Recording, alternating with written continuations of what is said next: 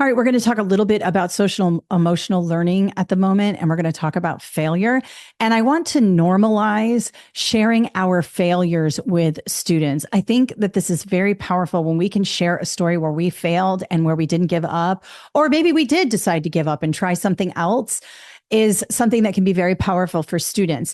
In our culture in the United States, we don't take failure very well. We always want to be the best. And that's a good thing. I mean, it's definitely helped a lot of people become very good. But the people who are successful in life are those who learned how to fail and not give up. You can't just take your toys and go home because you failed and because life is not fair.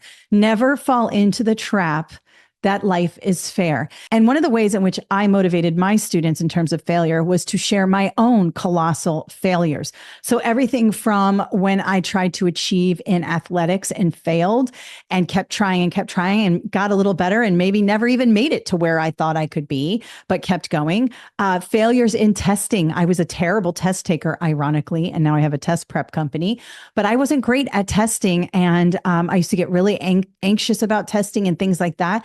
I would share that with my students. I wasn't a very good reader when I was younger. I didn't learn to become a good reader until I was a sophomore in college, and sharing those failures with my students. Even in employment, messing up, not getting the raise I thought I wanted, all of these things, sharing them with students within reason. We don't want to get too personal, but it's always good to share your failures with kids.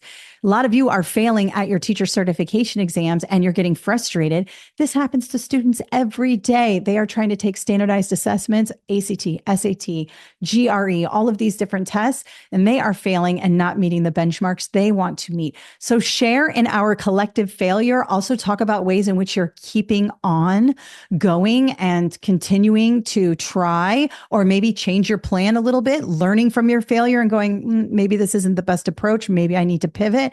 Anything like that will help your students. People who are successful learn to fail better, and that's just the way it is. So let's show our students how to do that as well.